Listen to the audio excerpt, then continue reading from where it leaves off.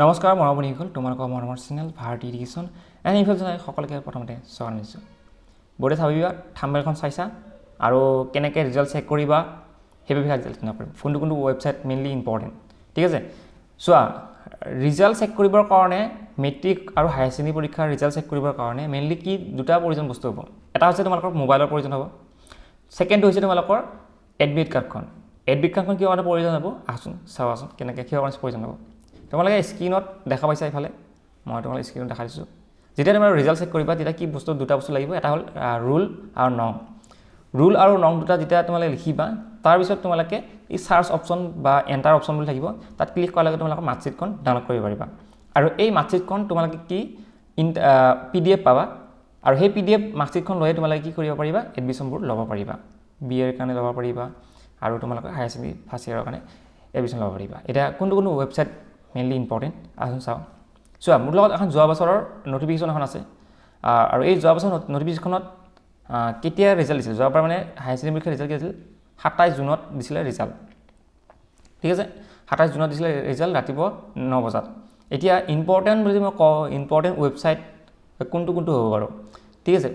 Basically website চাব গ'লে মই আজিলৈ যিমানখিনি ৱেবছাইট চাই আছোঁ তাৰ ভিতৰত মষ্ট ইম্পৰ্টেণ্ট ৱেবছাইটটো হৈছে 1 নম্বৰ ৱেবছাইট যোনটো আছে মই দেখাইছোঁ। 1 নম্বৰ ৱেবছাইটটো www.ahsec.assam.gov.in। এই ৱেবছাইটত গৈ পেলাই তোমালোকে ভিজিট কৰিবা। ইয়াতে কিন্তু তোমালোকে হায়াৰ ছেকেণ্ডেৰী ৰিজাল্ট চেক কৰিব পাৰিবা আৰু মেট্ৰিকৰ ৰিজাল্ট ক'ত চেক কৰিব পাৰিবা গোটেইখিনি জনাম, ঠিক আছে। গোটেইকেইটা ৱেবছাইটতে কিন্তু matric higher secondary result check কৰিব পাৰিবা, কিন্তু প্ৰথম ৱেবছাইটত কি হ'ব তোমালোকে অকল হায়াৰ ছেকেণ্ডেৰী পৰীক্ষাৰ ৰিজাল্টহে চেক কৰিব পাৰিবা। বাকীকেইটাতো হায়াৰ ছেকেণ্ডেৰী পাৰিবা প্লাছ মেট্ৰিকৰো পাৰিবা, কিন্তু ফাৰ্ষ্ট যোনটো ৱেবছাইট আছে সেই ৱেবছাইটটোত মানে মেট্ৰিকৰ ৰিজাল্ট চেক কৰিব নোৱাৰিবা। চোৱা, মই স্ক্ৰীনটো সৰু কৰি দিছোঁ, এতিয়া এইটোত তুলিছোঁ। প্ৰথমতে চোৱা, ছেকেণ্ড ৱেবছাইট যে আছে যোনটো ছেকেণ্ড ৱেবছাইটটো মষ্টলি ইম্পৰ্টেণ্ট সকলো ষ্টুডেণ্টৰ কাৰণে, যোনসকল ছাত্ৰতে মেট্ৰিকো দিছে তাৰ ৰিজাল্ট চেক কৰিবৰ কাৰণে আৰু হায়াৰ ছেকেণ্ডেৰীৰ কাৰণে। এতিয়া প্ৰথম হৈছে যে https://www.resultassam.nic.in এইটো ৱেবছাইটত গৈ পেলাই তোমালোকে ৰিজাল্ট চেক কৰিব পাৰিবা। আৰু ৰিজাল্টৰ এইবোৰ ৱেবছাইটৰ লিংকবোৰ মই ভিডিঅ' ডেছক্ৰিপশ্যনত দি দিম, তাৰপৰা তোমালোকে ডাউনলোড কৰি তাৰপৰা তোমালোকে ভিজিটবোৰ ৱেবছাইটবোৰ চেক কৰি থাকিব পাৰিবা। ছেকেণ্ড ৱেবছাইটটো হৈছে সেইটো হৈছে তোমালোকৰ 3 নম্বৰটো www.results.shiksha যোনটো ৱেবছাইট আছে মষ্টলি ইম্পৰ্টেণ্ট, ঠিক আছে। তাৰপিছত তোমালোকৰ 4 নম্বৰ ৱেবছাইটটো মষ্টলি ইম্পৰ্টেণ্ট www.assamresult.in এইটোও ইম্পৰ্টেণ্ট ৱেবছাইট। আৰু যদি মই কওঁ বেছি ইম্পৰ্টেণ্ট মানে বেছি ট্ৰেফিক নথকা ৱেবছাইট হৈছে সেইটো হৈছে তোমালোকৰ www.schools9.com। এই ৱেবছাইটত তোমালোকে ধুনীয়াকৈ ৰিজাল্টবোৰ চেক কৰিব পাৰিবা, ৰিজাল্ট চেক কৰিব পাৰিবা আৰু উইথ PDFটো ডাউনলোড কৰিব পাৰিবা, ক'ত কিমান পালা ডাউনলোড কৰা। কাৰণ এইটো ৱেবছাইটত কি হ'ল ট্ৰেফিক কম থাকে, কিন্তু মানে কি পটাপট হেৰি কৰে, মানে বাকীকেইটা ৱেবছাইটত বহুত ট্ৰেফিক, মানে তোমাৰ লোডিং হওঁতে মানে পেজটো খোলাই নাযায়। কিন্তু এই 8 নম্বৰ যিটো ৱেবছাইট আছে www.schools9.com এইটো ৱেবছাইট কিন্তু মষ্টলি ইম্পৰ্টেণ্ট। আৰু এটা ইম্পৰ্টেণ্ট ৱেবছাইট আছে সেইটো হ'ল www.iresults.net ইয়াতো তোমালোকে কিন্তু কি কৰিব পাৰিবা ৰিজাল্ট চেক কৰিব পাৰিবা। বহুতকেইটা ৱেবছাইট আছে, মিনিমাম 16টা ৱেবছাইট আছে।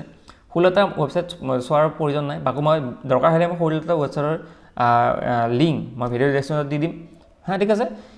আৰু এটা ইম্পৰ্টেণ্ট হৈছে তোমালোকৰ কাৰণে সেইটো হৈছে কি এপৰ যোগেদি তোমালোকে চাব পাৰিবা। মই কালি কৈছিলোঁ যে এপ এটা আছে কিহৰ, সেইটো এপ হৈছে তোমালোকৰ ছেবাৰ ৰিজাল্ট এটা এপ আছে, আৰু এটা আছে হায়াৰ ছেকেণ্ডেৰীৰ কাৰণে আৰু এটা এপ আছে, সেইটো হৈছে উপলব্ধ বুলি এটা এপ আছে। কি আছে উপলব্ধ বুলি প্লে ষ্ট'ৰ এটা এপ আছে, সেই এপত গৈ পেলাই তোমালোকে ৰিজাল্টবোৰ চেক কৰিব পাৰিবা। ধুনীয়া হয় এপটো, ভাল, আৰু মই ট্ৰাই কৰিছিলোঁ।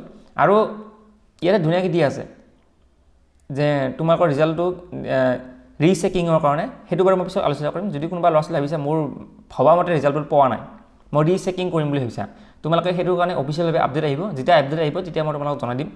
কাৰণ ৰিচেকিং কিহৰ কাৰণে হয়, কিছুমান ল'ৰা ছোৱালী মানে ভাবে যে মইতো 100 ভিতৰত 100 পাব লাগে, কিন্তু মই কিয় কাৰণে 90 পালোঁ, কিয় মই পাব লাগে 100 ভিতৰত 100। মেথছত মই 100 ভিতৰত 100 পাব লাগে, কিন্তু মই পাইছোঁ 60। সেইটোৰ কাৰণে ৰিচেকিঙৰ কাৰণে এপ্লাই কৰে। যেতিয়া ৰিচেকিং এপ্লাই কৰে তেতিয়া তোমালোকৰ ভাবিছা যদি মোৰ ৰিচেকিং কৰিম, তেনেহ'লে সেইটোৰ কাৰণে অফিচিয়েলভাৱে আপডেট আহিব। যেতিয়া আপডেট আহিব তেতিয়া মই তোমালোকক জনাই দিম, ঠিক আছে। এতিয়া তোমালোকে গম পালা। আৰু ভিডিঅ' পাৰিলে লাইক কমেণ্ট কৰিবা, কমেণ্ট কৰিলে মোৰ মনটো ভাল লাগে আৰু উৎসাহ পাওঁ, ঠিক আছে। ধন্যবাদ।